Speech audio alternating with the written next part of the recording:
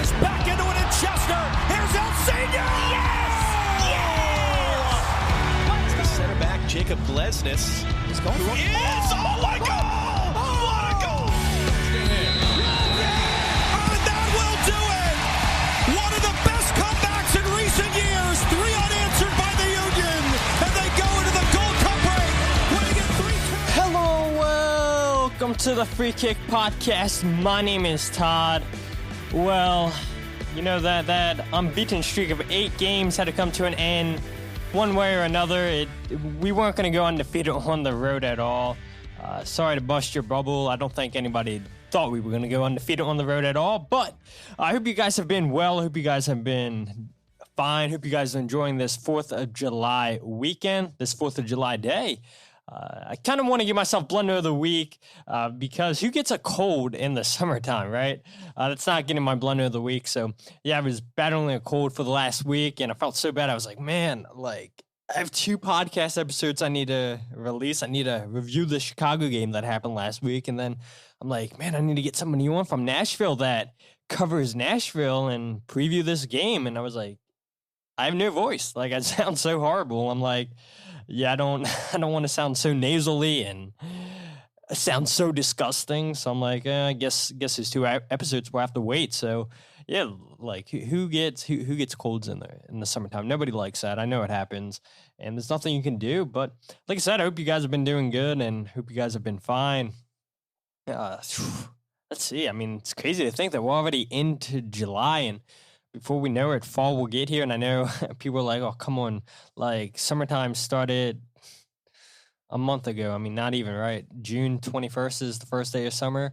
I'm already thinking about the fall. It's 2021 is going by so fast. And I guess that's what happens when just, more and more places open up, less and less restrictions in place for COVID. More and more people are getting vaccinated, which allows those kind of things to happen. And so it's we're finally starting to get back to normal. And I guess because of normal, the time goes by fast. And it's been a blast, 2 weeks ago, 2.5 weeks ago, going down to Atlanta. That game was awesome. And then going fishing with my buddy down the Eastern Shore. I mean, I've done so much fishing this season, and I don't know if you guys care to hear fishing stories from me. Probably not, but I'm here to talk about those adventures anyway.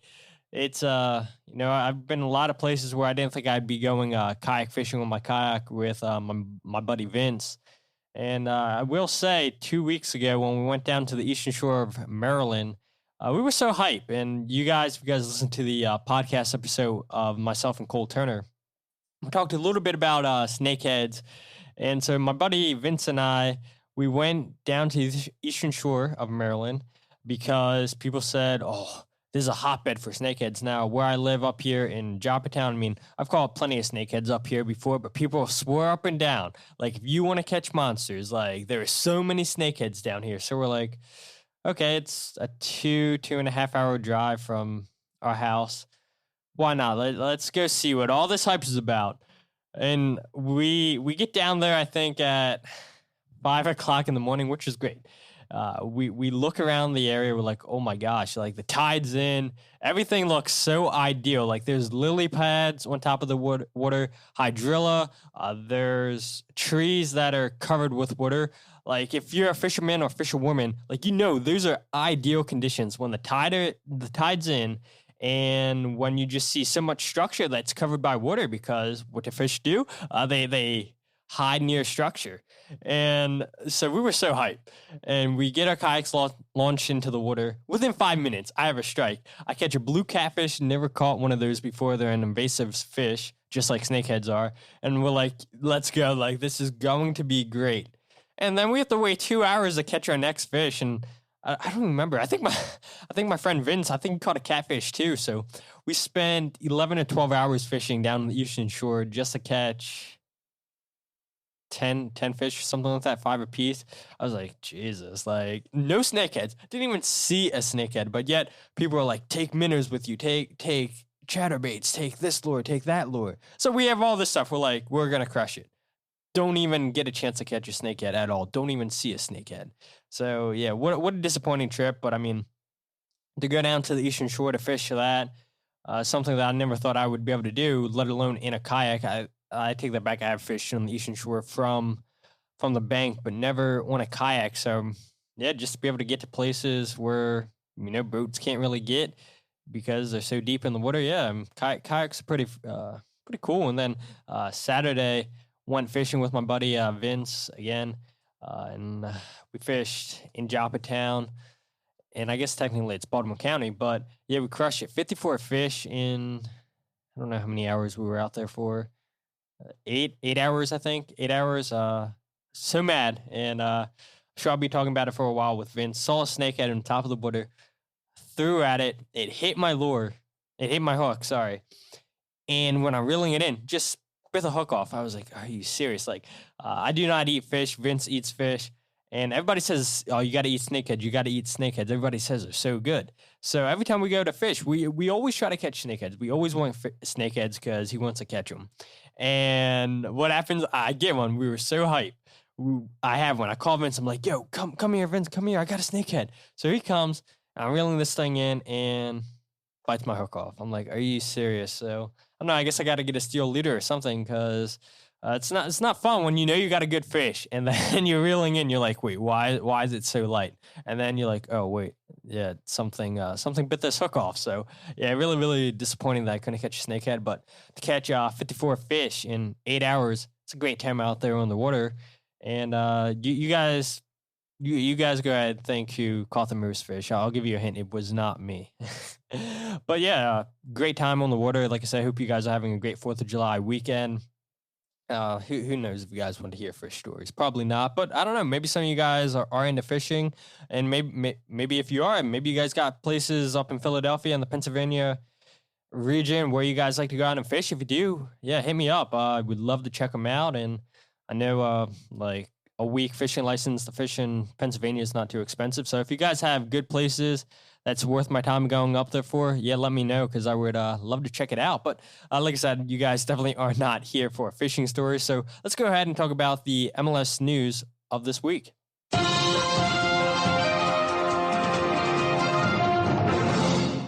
So starting off, let's go ahead and look at June's MLS Player of the Month, which was given to Carlos Gil. He had 4 assists in 3 games for the Revolution. Carlos Gil has been a fantastic player so far for New England Revolution. I believe that he leads the Revolution in chances created. Not only that, but chances created for the whole entire league. I think he has between 10 and 12 assists. I should have had the link pulled up here. But yeah, Carlos Gil has been a fantastic player for the New England Revolution. And look, we say it all the time. When you're building a soccer team, you always want to build through the middle. You want to start with your goalkeeper, your center backs, defensive midfielder, a number 10 you want to have as well. And what do New England Revolution have? They have a fantastic number 10 in Carlos Gil, who, as things stand, is probably the front runner so far to win the league MVP. But we know we still have an absolute ton of games left to play. Yeah, he only has 1 goal on the season, but we all know, look, you want your number 10s to get assists. You want them to get goals. More times than not, they're going to get your assists. And Carlos Gil, he is definitely that player with a ton of assists. He's a fantastic player for them. And when we play New England here in a couple weeks, he's a player that does give the Union a lot of trouble. And I'm looking up the stats right here. He has 7 assists, so not as much as I thought he had. I said between 10 to 12, but yes, 7 assists. It's still a ton of assists right there for Carlos Gil, and he is the Player of the Month for June in MLS. But let's go ahead to point number 2 I want to bring up, which is another player who is leading the MLS Golden Boot Award. That is Javier Hernendez for the LA Galaxy. He has 10 goals in 10 games. Most recently, he scored 2 goals against San Jose Earthquake, who, by the way, fired the GM because they got a great manager, but GM's not picking great players. That whole organization out there in San Jose has just been a mess the last couple of years, and for a player like Wondolowski, who, yeah, it looks like he's going to retire, then he comes back.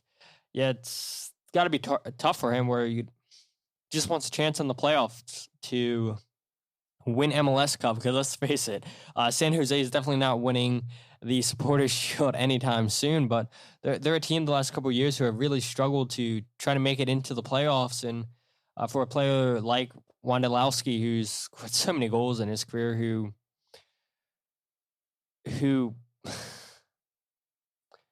I don't know if I want to. I'll say he deserves it, right? He deserves one last run in the playoffs with San Jose, just for everything that he's given San Jose. And yeah, they've not been doing him any favors, and yeah, just what a mess it is out there for San Jose. But Chicharito, we saw last season. It's like, oh great, LA Galaxy signed yet again another flop. It's like, yeah, we didn't think Chicharito was all that when he was with Sevilla. He was terrible with West Ham, was good at Brian Leverkusen, but yeah, at West Ham and at Sevilla, not that great. But comes into MLS net last season with all this hype around him. Another Mexican international superstar comes into the league. Everybody knows who Chicharito is, and was a flop last season. And I remember he did a emotional interview at the beginning of the season. I forget why he was crying, but it was very, very, very emotional. And I have a soft spot for Chicharito because, as you guys know, I used to play for Manchester United, and he always scored what people say is garbage goals. But that isn't that what the striker's supposed to do? Is be in the right place at the right time. And Chicharito was always that for Manchester United, and now we're seeing it for the LA Galaxy this season with 10 goals in 10 games. And I know the Galaxy fans, I know Sal, who's listening to this podcast, who is a LA Galaxy fan. I know you and I, Sal, were joking about, okay, you're going to get a Chicharito jersey. You said, I don't know yet. But look, 10 goals in 10 games, I think that's a jersey that we'll probably be seeing you post on Twitter here sooner rather than later. Moving on, though, Quinn Sullivan, he has won Goal of the Week for Week 10 because of his bicycle kick goal against Chicago Fire last weekend. And look, Philly Union memes on Twitter was like, if he doesn't win this over Nani, this is getting Blunder of the Week. And you're absolutely right. It would have got Blunder of the Week. But Union fans, Union faithful, did enough to get Quinn the Goal of the Week. He should have won it. Nani's goal was fantastic, right?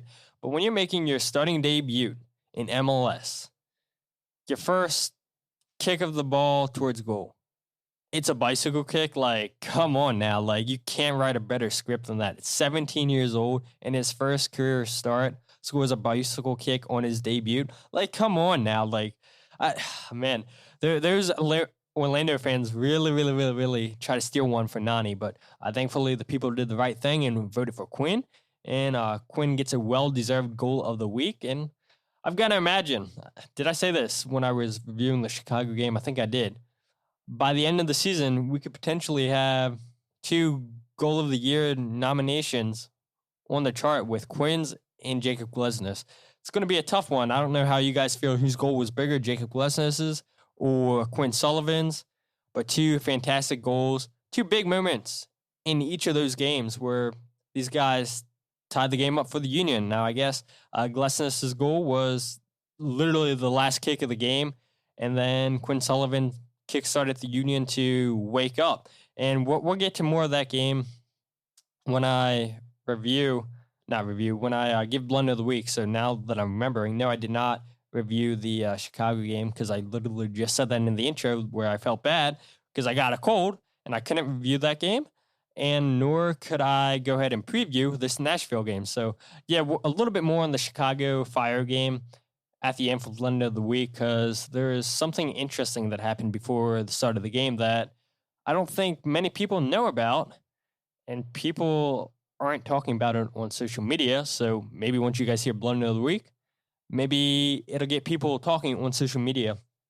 No, this isn't player news, but this is Philadelphia Union fan news. Talk Deep by Ryan, who you guys have heard on this podcast multiple times, whether it was him participating in season 1 and 2 of our Union Trivia podcast, or Ryan and I think we talked about a Cincinnati game. We either previewed it or reviewed it. I can't remember. I'm pretty sure we talked about a Cincinnati game last season. Love Ryan. It's always great hearing Ryan's thoughts. It's just all the knowledge he has of the Philadelphia Union. Well, if you guys missed it, he is back making Union content. I'll leave a link in the show notes to go ahead, find his YouTube page. Ryan does a fantastic job covering the Union, giving his thoughts on what's going to happen in games. And it's always great to see more and more people just step up and do Union content. And Ryan's one of, if not the first person to start making Philadelphia Union content. So see Ryan back. Love to see it. So if you guys haven't checked him out, go ahead and check him out on YouTube. Talk Duke by Ryan. And I'll leave the link in the show notes. But the last bit of news I want to bring up is Alvas, Powell, Andre Blake, and Cory Burke, which I'm sure all of you guys have seen, have all been called up to the Jamaica national team for their participation in the Gold Cup, which takes place between July 8th through August 1st, meaning all three will miss the New York Red Bulls game this Thursday. Leon Flock did not make the U.S. roster. Now, I'm not going to lie, I was a little bit disappointed that Leon didn't make it. I thought the way that Leon was playing, how well he was playing, that for sure Leon was going to get a call-up, and I even thought that he was getting the call-up because we got a email from the Union said that Leon Flock and Jim Curtin were going to be talking to the media to preview the Nashville game. So I was like, they don't typically make players available for away games. I was like, okay, maybe they're making Leon available because they're going to talk about his call-up to the national team. Well, sure enough, they were talking about him not getting the call-up to the national team. And look, he's 20 years old, and he's definitely going to get his chance, especially if he keeps playing as well as he's playing. I know that he said in his press conference that he wants to prove Greg Berhalter and the staff wrong, that they made the wrong decision by not including him into the Gold Cup roster. And look, it sucks, right? It sucks when we know we have good players and they don't get called up. But at the same time, too, we're losing three players in Andre Blake and Cory Burke and Alvas Powell. So there's three players that we're going to be down. And if we would have lost Leon Flock, now we're down four players. And now the depth of this team gets questioned yet again. And I do believe, I want to correct myself. I think I said after these guys return from the Gold Cup, I think I said Bizo is going to be gone for the African Cup of Nations because I think I said that it started in August, which it does not start in August. It starts in January of 2022. So, yeah, we don't have to worry about the African Cup of Nations in August. I don't know why I said that. I'm pretty sure I said that. If I didn't, great. But I kept talking to people I know for sure outside of the podcast saying, yeah, it's going to suck losing him in August for the African Cup of Nations. And then I go ahead and look it up, and sure enough, yeah, it's not in August. It's in January of 2022. But, yeah, it's great when players get caught up. It's great that they get the recognition that they deserve. But at the same time, losing the best goalkeeper in the league, losing one of our three strikers, that is a little bit concerning, and we'll touch on that here in a little bit. But let's go ahead and talk about the Nashville versus Philadelphia Union game, which ended 1-0. Now, I don't know about you guys, but like I said, we were bound to lose a game on the road. I expected us to lose a game here on the road really, really soon, whether that was against Nashville or New York Red Bulls when we play them this Thursday. One of those games I thought we would probably lose. And now that just means when we play the Red Bulls, that 8-game unbeaten run, well, let's go ahead and start it up again, starting with the Red Bulls on Thursday night. And it sucks, right? It was 1-0. And I know the last two road games, we've seen the Union battle back against Atlanta and Chicago to take a point. And I didn't count it out that the Union could potentially steal another point on the road. But it's honestly so hard to break down a team that plays with 5 defenders, with 2 number 6s in the formation that they played with. I know on the TV they were saying it was a 3-4-3 formation. I mean, 3 in the back, 5 in the back. They were using wing backs. So whatever way you want to look at it, 3 or 5, it doesn't matter. They're playing with 5 defenders, whether they're pushed forward or not. The 2 guys they have on the outside are defenders. And then they're playing with 2 holding midfielders, 2 defensive midfielders. in the middle of the field to protect that back line. So you're already going against a team that has 7 people behind the ball. And people are probably thinking, well, isn't that why we brought in Gazdag? Looking at our starting lineup, I said on Twitter, is this arguably our best 11 on the field? Maybe it was, maybe it wasn't. I know a lot of people want to say Jose Martinez, which I agree. He's a big part of this team. But people could make a case that the starting 11 we saw last night was the best 11 on the field. I know we haven't seen too much of Gazdag, but look, that starting lineup that we put out on the field last night, that's arguably, if not our best 11, I would argue that was probably our most creative team out there, with Javier Montero and Gazdag as those 2 players are probably our most creative players out there. We saw Gazdag play a good ball into Cory Burke that was maybe a second or 2 fast for Cory Burke, who was still able to get a foot on the ball, but it was a little bit too fast for Cory Burke. We saw Javier Montero play a great ball over the top to Casper, who somehow caught the shot away when it looked like Walker Zimmerman for sure was going to get a block in. Those 2 moments, in my opinion, were probably the best moments in the game for the Union. But if anything, no, we didn't score, but it gives us hope that this is what we can come to expect in the future when Jamiro and Gazdag are on the field at the same time. Both of them are super creative players. We saw throughout the game just these guys running into space, taking players on 1v1. Now, I know Gazdag's still coming back from an injury, but he says that his knee feels totally fine. And what it comes down to right now is just getting used to team chemistry. That was his second, third game for the Union, third, I believe it was, his first start for the Union. He's nowhere near used to playing with these teammates that he has in Philadelphia. And so it's just going to take time. And look, if he doesn't score a ton of goals this season, if he doesn't get a ton of assists this season, the one thing I want fans not to do is say, oh yeah, he's a flop. Why did we get him? Let's go ahead and get another number 10. Because I'm going to keep saying this, and I'm not saying this just for a cop-out.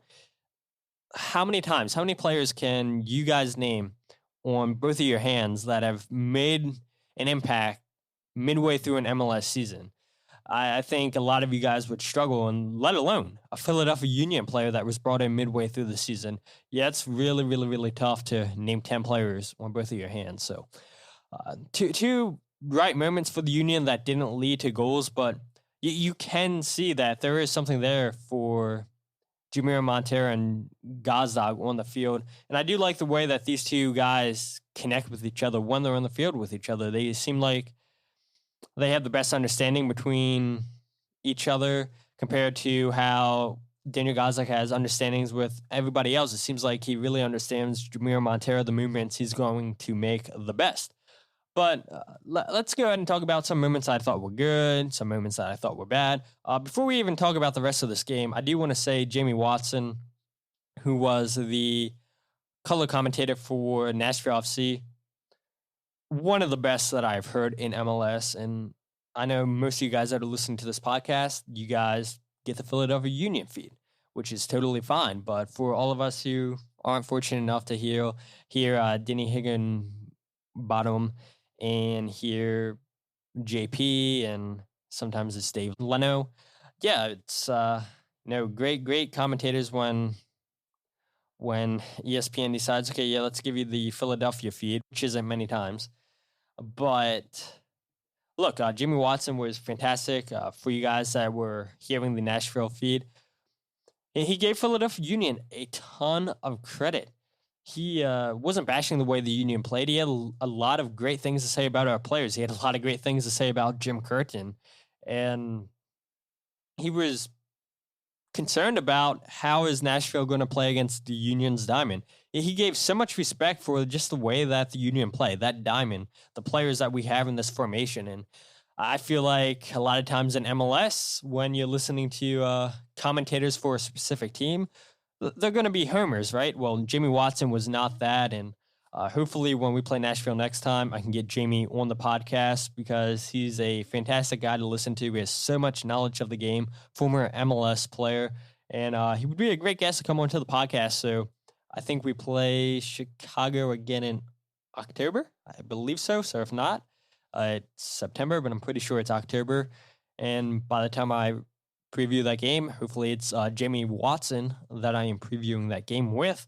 But talking about the game, or going back to talking about the game, first, I think we've got to give credit to Mokhtar and Leal, the two players for Nashville. I thought they were Nashville's two best players on the night. I know CJ Sapong got on the goal sheet, but Mokhtar and Leal, their speed caused a lot of problems for the Union on the night. They were so creative, right?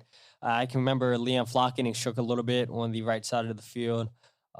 Jack Elliott getting his ankles broken. Glesnes getting his ankles broken on the left side of the field.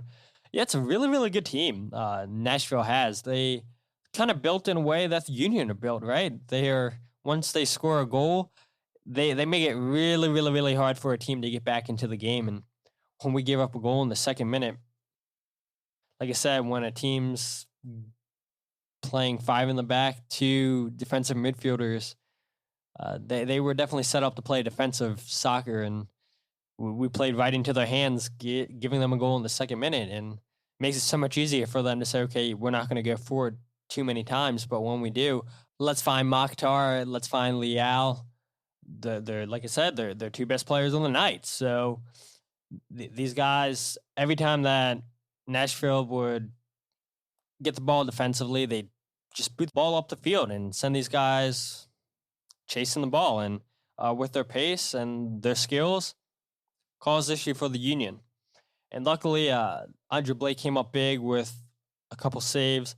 I know we saw Jacob Glesnes, Jack Elliott. I mean, look, yeah, these guys, they get their ankles broken at times, but I thought more times than not they held their own defensively like we've seen most of the time this season.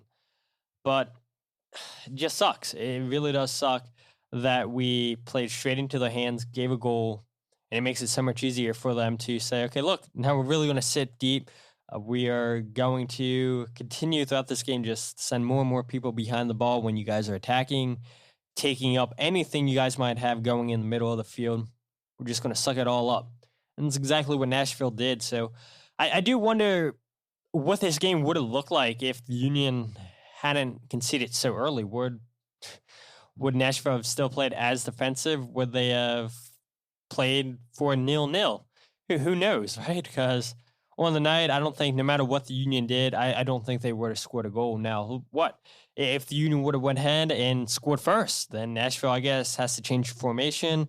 They can't sit as deep as they wanted to, but it doesn't matter. Like, why talk about something that didn't happen? Nashville played the way that they normally play. They're a strong team defensively.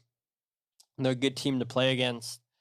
I thought the first half for the Union, I thought their passing was terrible until I looked it up, and yeah, their passing wasn't as bad as I thought it was. 81% completed passes. Bizo led the team in passes in the first half, completing 26 out of 31 accurate passes. That was good for 84%. And I think the thing that annoyed me and Union fans, because I did complain about it, right? I was like, oh, we cannot pass to save our life, is that I think there was 3 straight times where Nashville turned the ball over. As soon as we get the ball, we go for a pass. We hit the pass. I know who hit it. Jack Elliott, I believe it was. Kicked the ball completely off the field. Looked like he was going for Mbizo. Probably should have been there where he was passing, but I guess Mbizo was farther up the field. Glesnes kind of went for the ball, but he knew he wasn't getting it. It's like so annoying. Ali hit a couple passes that were bad. I mean, look, on the night, the team did hit a lot of bad passes, but then again, I looked at the overall passing stats for the Union at the end of the game. They completed 388 of their 456 passes, which is good for 85%. And what's even more surprising to me, though, was looking at their long balls. Nashville, like I said, sitting 5 deep, 2 number 6s. The Union completed 42 out of their 60 long balls. That's good for 70%. I think that I'll have to look it up, but that number seems like that's the best that the Union have completed long ball passes all season. It's just you're not going anywhere now. When you're playing the long balls, yeah, you're getting over that midfield that's sitting so tight and compact, but when the strikers get the ball, they're not able to go anywhere, so they're forcing the ball out wide to Bizer, to Wagner, to Casper at times, sending crosses into the box, hoping that they can get something, and we get nothing. I think we saw Kai Wagner, and I forget who. Kai sent might have been Sullivan passing to Kai Wagner on the left. We saw Kai send in I thought it was a bad cross, a terrible clearance by Nashville, falls right to Sergio Santos. Had a absolute rocket of a shot, and the goalkeeper makes a save.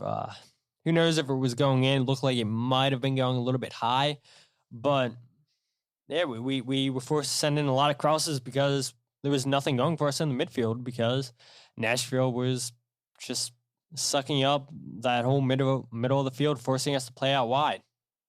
Now, speaking of Mbaizo, I thought he was the Union's best player on the night. He led the team in touches, which is so surprising.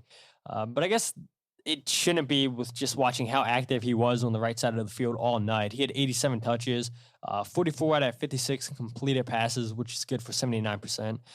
2 out of 3 long balls he completed, 2 interceptions, 3 tackles, 3 out of 3 aerial duels won, 4 out of 7 ground duels won. We know he's a good 1v1 defender. He can take players on 1v1. I've just been so surprised just how well Bizer has been playing this season. A guy who, let's face it, we didn't know a whole lot of.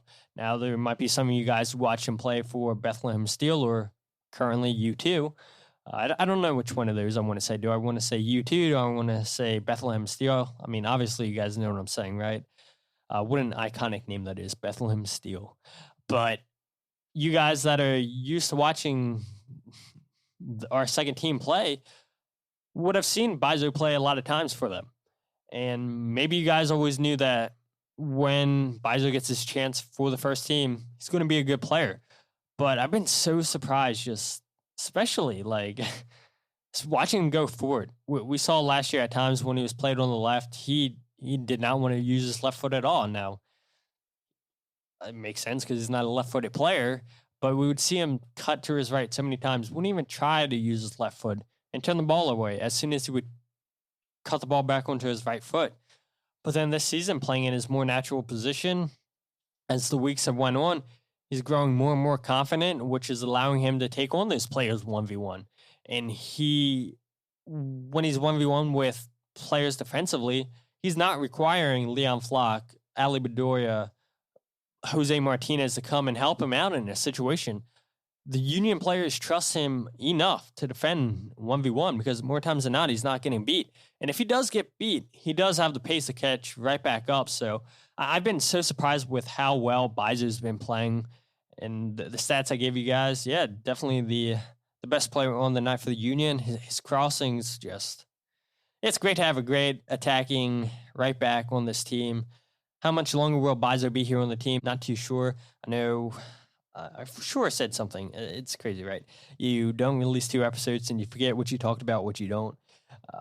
I'm pretty sure I said something in the past about Jim Curtin mentioning a team in France is interested in signing Bizo.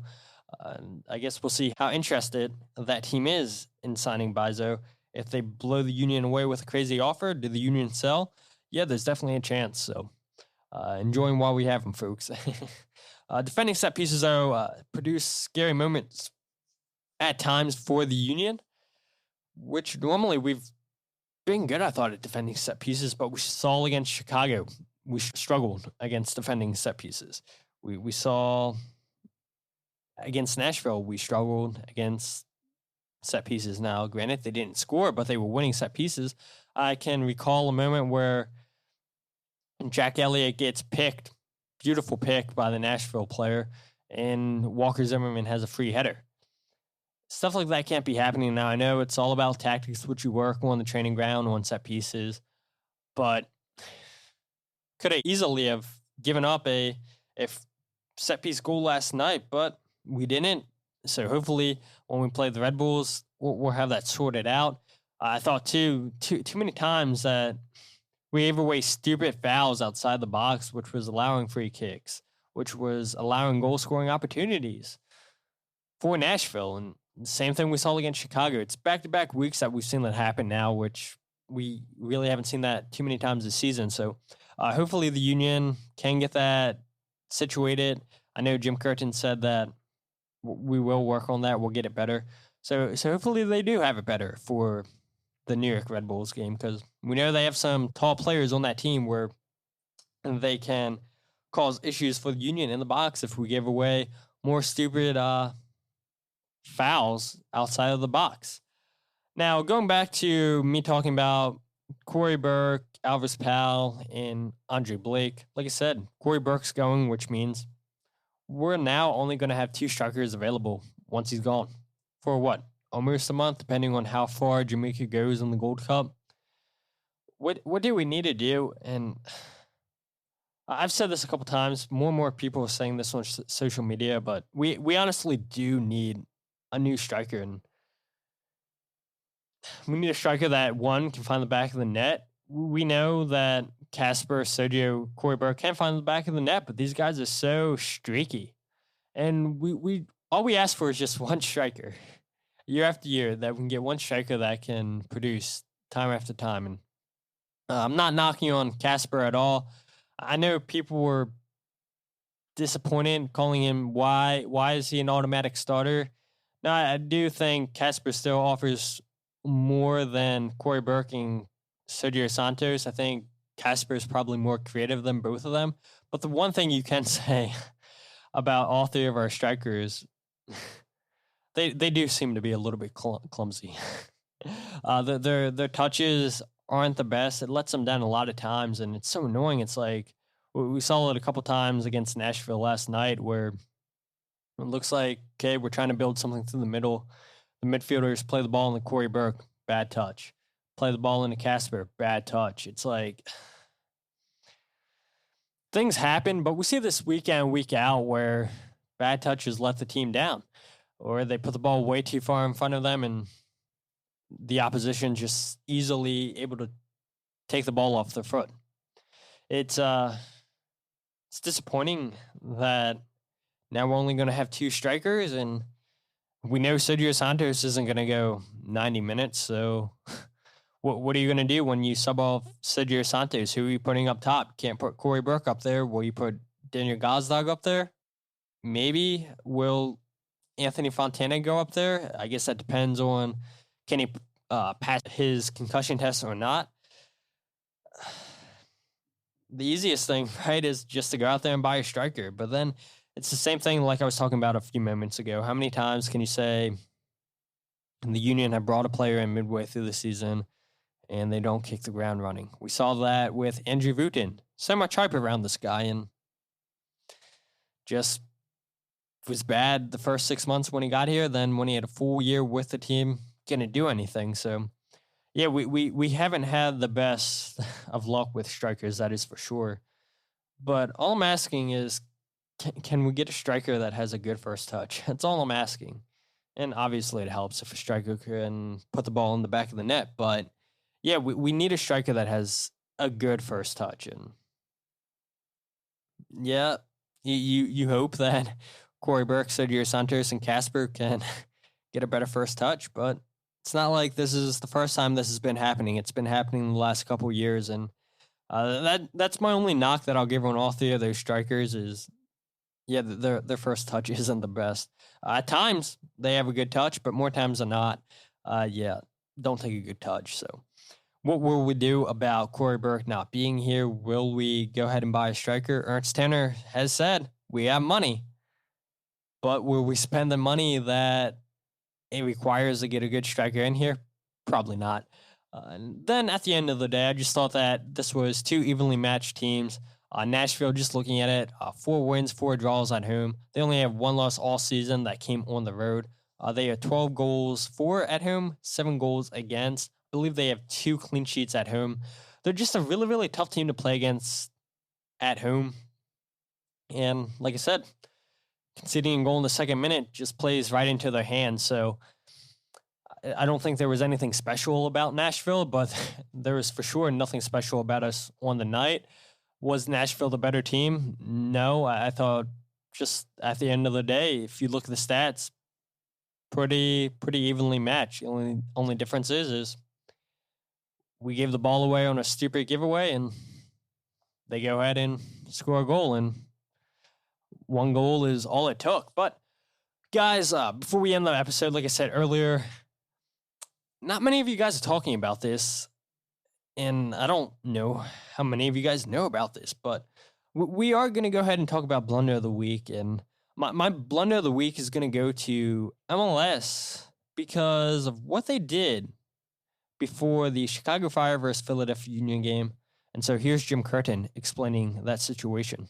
A very strange night. To rewind to the warm-ups, it started with what we were told was a lightning delay. And so we cleared the field. Our goalkeepers were out there. They cleared the field. We were told that we would be instructed at when to go out. We never were instructed, and we got word that Chicago had been warming up for 10 minutes. We got the word, they still started the game at the same time. So right away off the bat, it was a really strange start. What a blunder. I mean, how are you going to tell both teams to go into the locker room because of a lightning delay? You expect the game to now get delayed. And then when the Union get out there, they've been told that Chicago Fire were on the field warming up. And on top of all that, MLS says, yeah, by the way, the game's still at 8:07. So, yeah, sorry you guys didn't get to warm up, but we're still starting this game on time. And by the way, yeah, Chicago, they're all warmed up. They had their warm up. And what happens because of that? We concede an early goal. But I just don't see how that's fair. How can you say, yeah, one team's allowed to warm up, and then the other team, yeah, you don't get any warm up because we told you, yeah, there's a lightning delay. Nobody comes in and tells the Union that the game's starting at 8:07. The Union just find out on their own. And so they get no warm up. Yeah, it's like you don't want to see players get injured. MLS wants to see star players be healthy. They want to see star players get calls. They want to see this league be the best that it can be. And how's the league be the best that it can be? It's by not having people get injured. Now, granted, injuries happen, but one way that they're avoidable is by allowing teams to warm up. So to tell a team that wasn't allowed to warm up because you said, go in the locker room, there's a lightning delay. And then they come out and you say, yeah, the game's starting at 8:07. So you get no warm up, which then causes the risk of injury to go up higher because their legs, their muscles are tight again because they were in the locker room, just sitting there, not doing anything, waiting for an update from MLS. And then they get told, yeah, 8:07, still the same start time. Good luck, guys. And look at that. Concede a goal within the first 2 minutes. Yeah, it's terrible from MLS. It's not fair. It's not right. And hopefully you guys get talking about this on social media because, yeah, it's really, really scummy for MLS to screw the Philadelphia Union that way. And if anything, you got to give even more credit to the Union for bouncing back, tying this game up at multiple times on no warm-up. Just saying. They deserve some credit for not having a warm-up, starting slow when they grew into the game. Credit the players. As much as you guys might want to complain about the game against Nashville, I think they deserve a lot of credit for how MLS screwed them over last week against Chicago. But guys, this game against the New York Red Bulls is on Thursday, so kind of weird.